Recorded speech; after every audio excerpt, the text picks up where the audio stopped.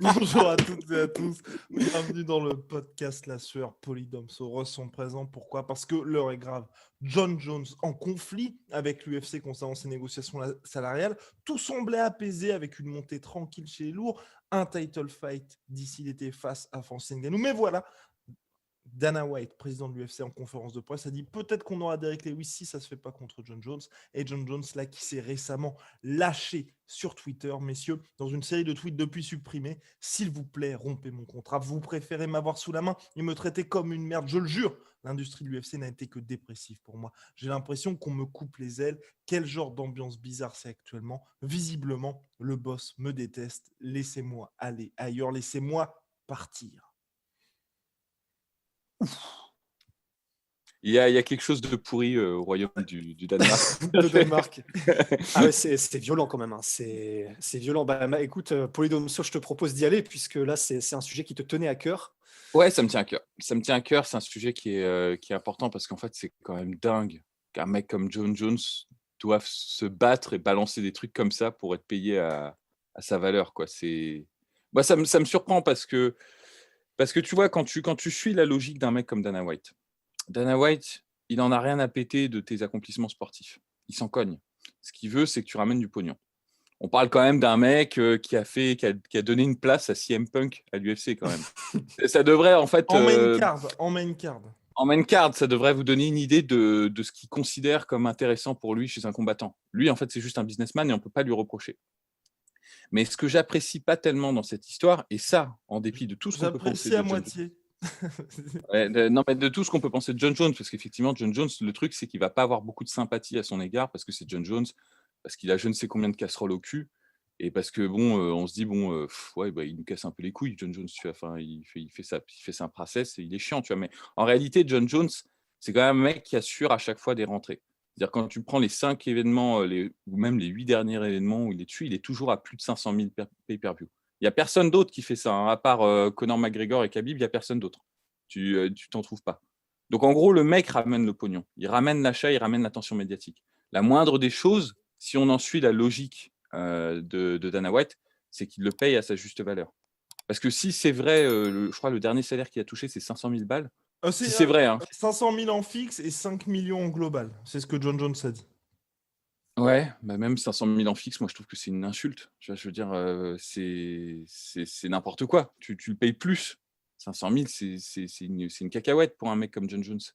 Et Après, ça dépend, j'imagine, des points qu'il a sur les pay-per-view, les trucs comme ça, du coup. Oui, mais ça dépend de lui. Ouais, non, mais ça dépend de lui. C'est-à-dire qu'en gros, les pay-per-view, c'est lui qui les ramène, c'est lui qui les assure. En fait, le fixe, c'est important. Ça montre un peu comment on considère en fait la société, enfin l'UFC par rapport à ce que tu ramènes. Parce que franchement, les points pay-per-view, ça ne leur coûte rien. C'est-à-dire, de toute façon, c'est en gros un partage sur les bénéfices qui sont assurés principalement par John Jones. C'est entièrement variable.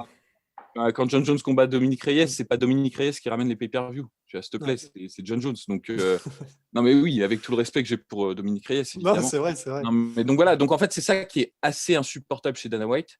Comme tous les libéraux, tu vois, je vais faire un peu mon gauchiste de base, mais c'est des mecs qui jouent pas, ils ne jouent jamais avec les règles qu'ils établissent. Libéraux du coup au sens américain du terme. Ouais, non, aux libéraux au sens économique. C'est-à-dire, ils ne jouent jamais avec les règles qu'ils établissent. C'est-à-dire Dana White qui te dit oui, moi je te paye à ta valeur de ce que tu m'apportes, en gros. Mais bon, il va faire tout ce qui est possible pour te contraindre, te tordre le bras pour accepter moi, en fait.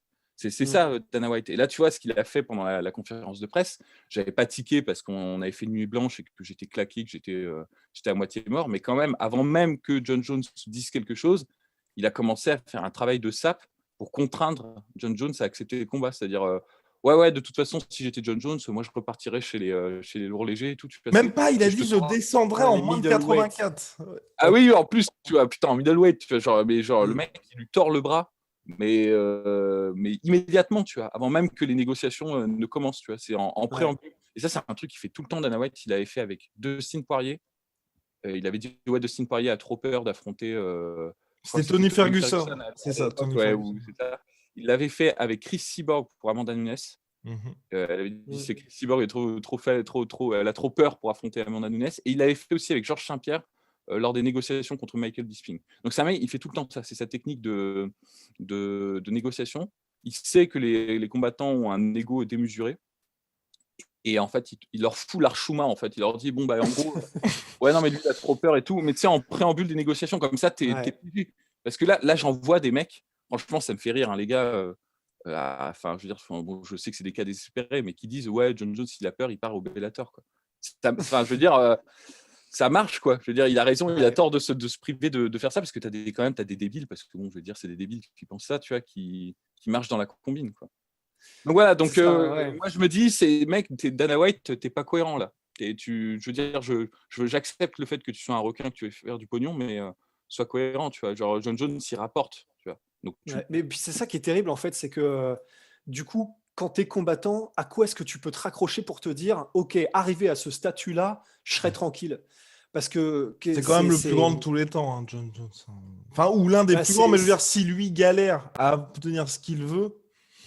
Mais c'est ça, parce que en fait, non seulement il y a l'aspect, il rapporte de l'argent, ce qui est de toute façon ce que veut l'UFC, parce que c'est clair, si John Fitch avait été champion, il se serait fait mais brinque-baller de tous les côtés, on lui aurait mis des steaks derrière la tête, tu vois, de la part de l'UFC, c'est sûr et certain. Mais John Jones, non seulement il gagne les combats, non seulement il rapporte de l'argent, en plus il est quand même, on peut pas dire qu'il soit chiant à combattre, donc théoriquement il a la trinité en fait normalement. On parle Et de pourtant, quelqu'un pour qui a te fait dire, 650 000 achats en pay-per-view générés contre Anthony Smith. ouais.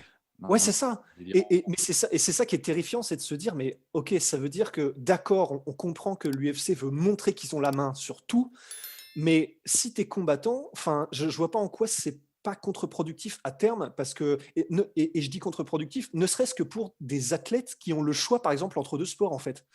Si tu es un athlète ultra, comment dire, je sais pas, un Aaron Pico ou un gars comme ça, et que mettons qu'Aaron Pico se soit dit, bah, vas-y, je vais continuer dans la lutte. Ou alors, si c'était un boxeur, bon, bah, je vais Plutôt dans continuer dans l'anglaise, ouais. l'anglaise. Ben, un mec comme ça, quand il voit ça, honnêtement, je suis prêt à mettre ma main à couper que on le saura jamais du coup évidemment puisque on parle de monde parallèle, mais qu'il y a plein de jeunes prodiges qui dans leur sport sont restés parce qu'en gros ils se sont dit ok, vu comment sont traités les stars en MMA, ok, c'est le sport qui gagne le plus de fans, je sais pas, par Il y an, a la enfin c'est croissance le la plus voilà rapide, ouais. ouais, fastest growth sport machin. Mais quand on voit ça, on se dit, ouais, ok, enfin, le problème, c'est que même si tu y arrives, ok, tu vas gagner de l'argent, parce que John Jones, c'est très bien, hein, c'est clair, il est millionnaire, etc. Mais c'est toujours pareil. Mais je serais quand même traité un petit peu comme comment dire, de la viande que tu peux envoyer à l'abattoir pour le moins de fric possible et essayer de le contraindre à avoir les plus bas salaires possibles. Et c'est pour ça que je me dis, mais je vois pas comment est-ce qu'à long terme, ça peut vraiment avoir une valeur d'avoir cette stratégie-là, sachant que du coup, pour n'importe qui, tu dis, OK, même si je remplis toutes les conditions pour être une superstar efficace, gagner, être le GOAT, machin, bah, je vais quand même être traité un petit peu comme le premier venu, quoi. Bah, tu vas devoir te battre à chaque fois, en fait. À C'est chaque fois, ça va être fatigant, une c'est bataille. usant, Ouais, quoi. c'est ça. Parce que en plus, de mémoire, le combat contre Ngannou, il avait été évoqué l'année dernière entre John Jones et Ouais. c'était en mai, je crois, quelque chose comme ça. Et c'était une copie carbone de ce qui vient de se passer. C'est ça. C'est-à-dire peut-être même ce qui vient de se passer, c'est encore pire parce que maintenant Ngannou est champion, donc il y a encore plus d'attention là-dessus. Mais l'année dernière, c'était pareil. John Jones, il avait dit, bah, je veux bien le combattre parce que je suis en train de faire ma montée, mais je veux pas être payé en fait de mémoire, hein. Je fais tout ça de mémoire, mais on me corrigera, hein, si je me trompe. Mais je veux pas être payé au même tarif que mes combats de base. En C'est gros, ça. Et John c'est Jones là il qu'il disait, avait il voulait parlé des 5 super millions combat. qui touchaient en tout. C'est ça, des super combats. Et alors, tu avais Dana White qui avait balancé, ouais, il déconne complètement. John Jones, il veut 30 millions, 30 millions de dollars pour son combat, il se prend pour Deontay Wilder. Et John Jones avait répondu, non, mais c'est des conneries, j'ai jamais demandé 30 millions. Et c'est Mm. intéressant, il a dit ça, et ça n'a pas été démenti ensuite par Dana White. Donc, c'est-à-dire que, je peux t'assurer que si tu dis que Dana White est un menteur et que tu donnes un exemple, il va te coller un procès au cul, hein, pour diffamation. Donc, en gros, s'il lui a pas collé de procès, c'est que c'était vrai, c'est qu'il avait menti, en fait. Il avait menti et qu'il l'a admis, tu vois, qu'il avait menti. Donc, c'est une guerre permanente, en fait. Dès Ouais. que tu dois tout le temps te faire une place. Et qui que tu sois, c'est-à-dire même Conor McGregor, qui est pourtant celui qui a le plus. Qui est, on va dire, qui a le plus touché, qui a eu la position la plus favorable et tout, parce que justement, c'est une méga star en termes de ce qu'il rapporte à l'UFC. Mais même lui, bah, à chaque fois qu'il y a un combat, c'est une négociation permanente, quoi. C'est tout le temps une lutte. Et on en revient en fait à un truc qui pour moi est évident quand tu regardes ce qui se passe avec John Jones Et enfin, quand tu réfléchis, John Jones, tu fais l'équivalent de John Jones dans tous les autres sports, tu vois à quel point c'est délirant la situation. C'est-à-dire, tu prends un mec qui a le même statut que John Jones en basket, il n'a pas besoin de se battre comme ça pour Ouais. pour péniblement passer les 5 millions, tu vois. Alors bien sûr, on vous dit ça, ça vous paraît complètement incroyable, on va se dire putain 5 millions, c'est quand même génial. Moi, si j'avais 5 millions, mais c'est pas comme ça que ça fonctionne. En fait, en gros, faut plus l'imaginer comme un chiffre d'affaires. John Jones, c'est une entreprise. C'est-à-dire 5 millions, bah, il doit payer son staff, il doit payer les gens qui sont autour de lui, il doit payer ses préparateurs, il doit payer, je sais Les pas, taxes. les taxes et tout. Donc en gros, c'est pas 5 millions de bénéfices purs nets qui lui tombent dans sa Mmh. poche et il est nourri, blanchi à côté. C'est 5 millions, c'est comme une entreprise en fait. Et 5 millions de chiffre d'affaires pour une entreprise, c'est pas terrible. Non, mais c'est Il y a surtout plein par rapport à d'entreprises, ce qu'il un génère aussi. resto, Hein. mais voilà, non, mais c'est ça que je veux dire, c'est que tu prends n'importe quel le business, on va dire, un peu de taille moyenne, 5 millions de chiffre d'affaires pour une année, parce qu'il ne combat pas tant que ça, il combat une fois par an, grosso modo, bah, c'est pas énorme. C'est pas énorme. Et quand tu te dis, putain, qui est John Jones, quand tu remets les choses dans le contexte, mais normalement, il devrait tourner, je suis désolé, ça va choquer, mais il devrait tourner à 10 fois plus. Il devrait tourner à 10 fois plus. Et ce serait normal. Ce serait tout à fait normal, en fait. Dans tous les autres sports, ce serait normal. Tous les autres sports, sauf putain du UFC. Et en fait, ce que tu disais, Russ, c'était très, très, très juste. Moi, j'y avais même pas pensé, tu vois. Moi, j'étais déjà dans le truc direct, mais c'est vrai qu'à long terme, ça va vraiment poser des problèmes parce qu'il y a plein de gens qui vont se faire le calcul, qui vont se dire mais qu'est-ce que je m'emmerde à prendre des coups dans la gueule, tu vois, si je peux toucher 15 fois plus en football américain ou 15 fois plus, même en boxe, mais tu regardes les salaires des mecs qui sont 20e ou 30e au classement, mais ils touchent beaucoup plus que John Jones. Hein. Après, C'est, les mecs font déjà un peu le calcul en soi. Parce que tu vois, quand on regarde, mine de rien, les top fighters, il y en a beaucoup, tu vois, qui étaient dans un autre sport et ensuite sont partis à l'UFC en je vais MMA te parce dire, qu'ils n'avaient pas réussi dans je- leur je vais sport. je vais te dire pourquoi, en fait, ça marche encore. C'est que moi, je vais te dire, sociologiquement, la plupart des gens qui font la transition en MMA, c'est des mecs qui viennent de la lutte ou des trucs comme ça, de Mhm. ces sports-là, qui sont des sports amateurs où tu touches pas un copec de toute façon. Où Mhm. t'as rien, tu vois. T'as même pas, tu vois, la question ne se pose même pas, tu vois. C'est comme ceux qui passaient en kickboxing, qui venaient du Kyokushin ou tout ça. C'est-à-dire, la question ne se pose pas, c'est-à-dire que les compétitions, elles sont amateurs et donc tu gagnes pas énormément.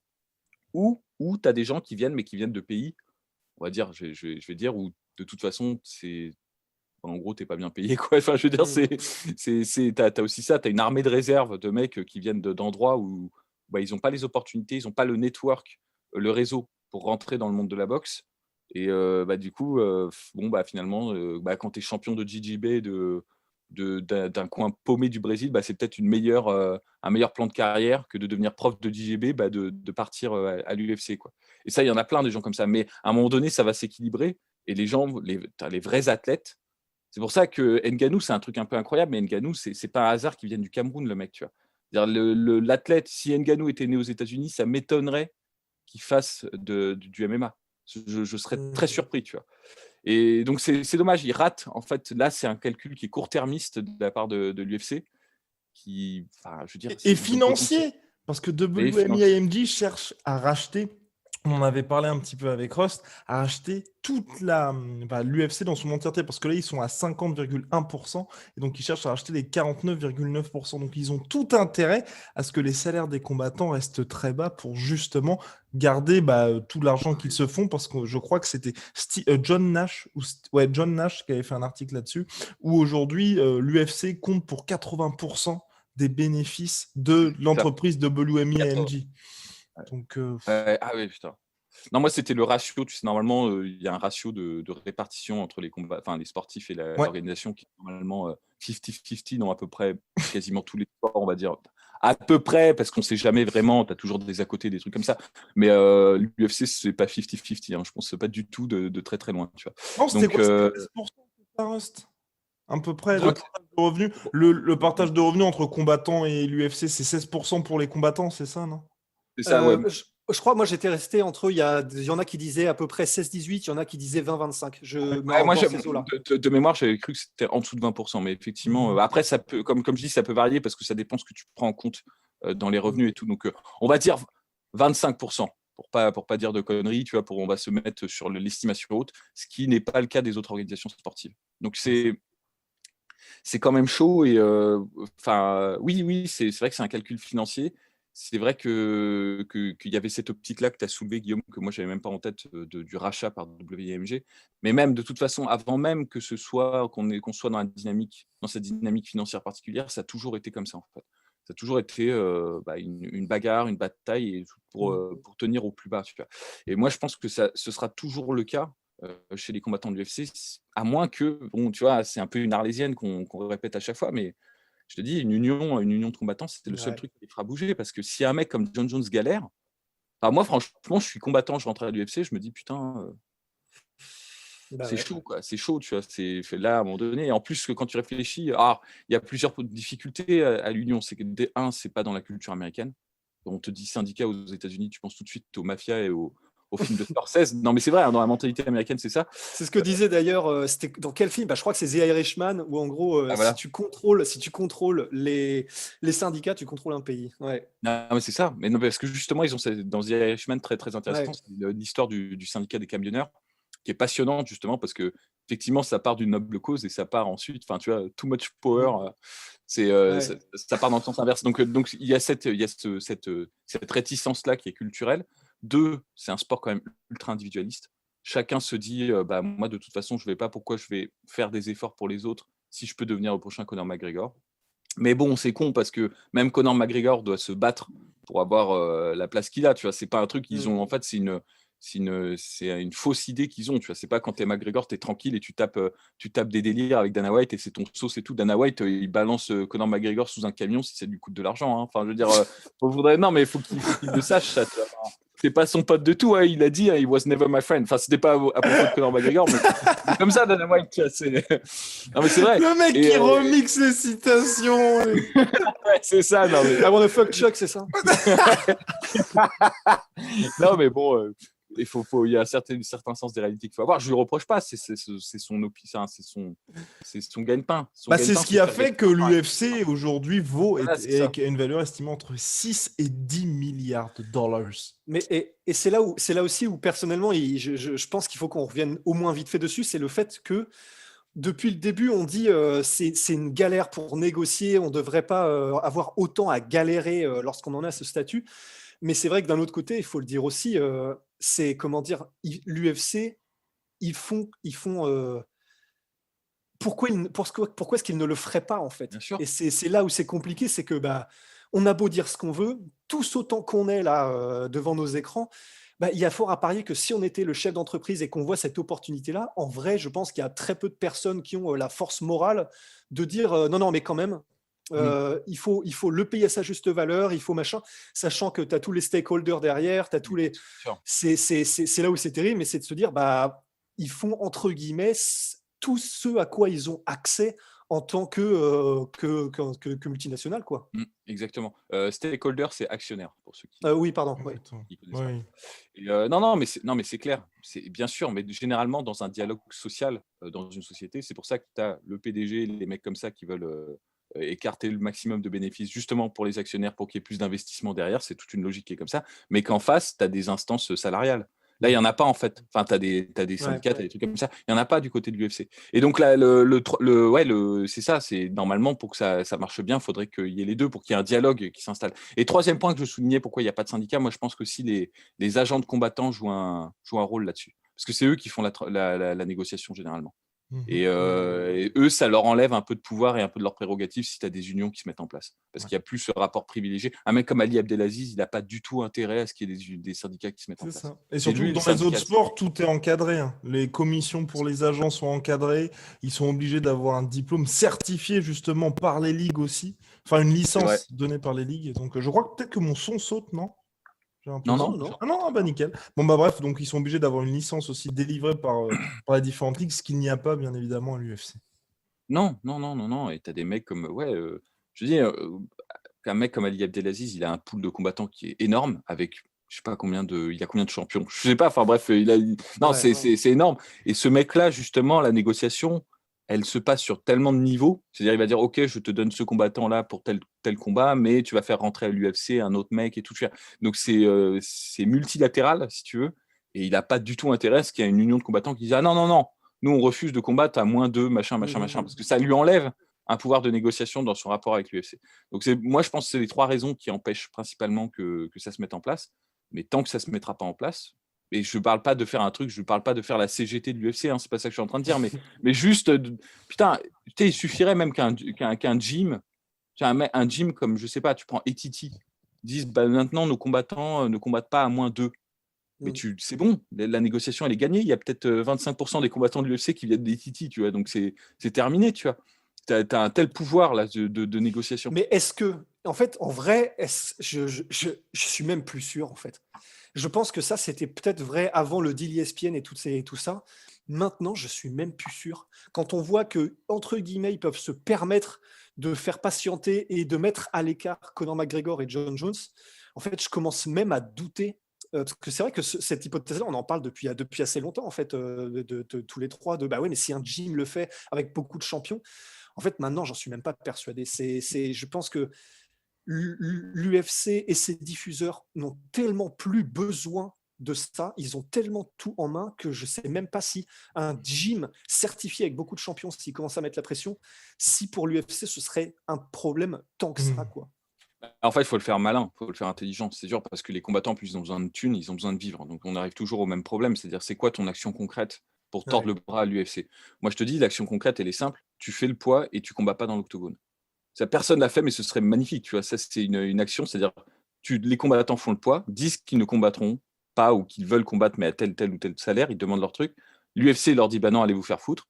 Tu fais le poids, c'est-à-dire que contractuellement, tu remplis tes obligations. Donc, l'UFC est obligé de te payer, en tout cas, au prorata de je sais pas c'est quoi la répartition quand tu viens pas, tu arrives dans la cage et tu combats pas dans la cage. Il y a rien qui te force de combattre dans la cage. Il y a rien. Après, est-ce que le problème c'est que tu as une défaite, je crois, en plus, non? Ouais, tu as une défaite, mais bon, quelque part, s'il y a 10 combattants qui le font. Oui, mais est-ce que le fait que tu rompes, entre guillemets, ton contrat, parce que j'imagine que dans le show, il y a le côté faire le poids. Ouais, non, mais tu payes pas, justement, tu es payé, il y a une partie faire le combat, il y a une partie faire le poids. C'est pareil. Mais alors, du coup, à la limite, c'est tu te présentes, mais le combat commence et tu tapes au sol, en fait. Oui, c'est ça, voilà. Rien ne t'empêche de le faire, tu vois. Rien ne t'empêche de le faire. Vous tapez en même temps au sol, faites 3, 4, tac, tac. Tu vois, genre, oui, si les deux tapent, en plus, c'est no contest. On va se retrouver avec des mecs qui ont 10, 0, 0, 10. En fait, le seul problème, c'est que bon, c'est comme dans l'épisode de Malcolm, faut pas qu'il y en ait qu'un seul qui le fasse parce que lui, il se fera virer, tu vois. Genre, faut qu'il y ait une certaine solidarité, tu vois. Et, il suffit qu'un gym s'entende pour le faire. Je pense que ça peut se faire vraiment au niveau des gyms, pas au niveau des agents, parce que bon, laisse tomber, eux, ils sont partie liés là-dedans, tu vois. Et il suffit qu'ils s'entendent et il suffit qu'il y ait 3 fois. En plus, avec les médias, t'imagines le truc viral, tu vois. Si un mec comme John Jones fait ça, tu vois, genre juste un mec connu, tu vois. Là, tout le monde est au courant et tout. Et en plus, ça lui donne une plateforme, la post-fight conférence, il peut dire ce qu'il veut, tu vois. Surtout, t'imagines le pay-per-view, genre John Jones et Ngannou, les deux gars tapent là. Oh. Le mec qui a payé $70 pour le pay-per-view, il est content. Ah ouais, non, c'est ça. Et du coup, dans un premier temps, les gens vont s'en prendre à John Jones et Ngannou, tu vois, ou John Jones. Ouais, t'es vraiment un enculé, t'as pas combattu. Tu pleurniches alors que tu as des gens qui gagnent des compétitions gratuitement d'amateurs et tout. Mais à force, l'idée, elle va rentrer, tu vois. C'est bien sûr la première fois que tu fais ça, hein, pour citer Fernand Lopez qui cite Schopenhauer, une vérité au début, elle est ridiculisée, puis après, elle fait peur, et puis ensuite, elle est adoptée, tu vois. Ben, non, mais en gros, là, dans un premier temps, ça va faire bizarre parce que c'est pas dans la culture américaine, mais tu vois, à long terme, l'idée va rentrer, tu vois. Enfin, c'est bon. Je pense que ça ne se passera jamais. Hein. Honnêtement, là, je rêve éveillé, ça n'arrivera jamais. Et on aura toujours des négociations à la con avec John Jones qui est obligé. Parce que le truc de relâchez-moi, rompez mon contrat, c'est un peu le truc que tout le monde fait en dernière carte, tu sais. C'est ce qu'a fait Masvidal. C'est José Aldo aussi, Conor McGregor qui avait dit qu'il partait en retraite plusieurs fois. Et cela dit, Masvidal a obtenu le contrat souhaité finalement. Et maintenant, tout va bien, mais il a fallu que Gilbert Burns ait le Covid. Bien, messieurs, je pense qu'on a fait le tour sur cette question John Jones versus l'UFC. Round number 2. En tout cas, ne vous inquiétez pas, John Jones ne sera jamais cuté de son contrat, bien évidemment. Ils ont quand même changé un événement de localisation à la dernière minute pour lui permettre de combattre. C'était de la revanche contre Gustafsson. Donc, il va bien rester sagement à l'UFC. Big shout-out à My Sweet Protein. Moins de 70% de réduction sur tout MyProtein avec moins 20% supplémentaire avec le code la sueur et moins 10% sur tout Venom avec le code la sueur.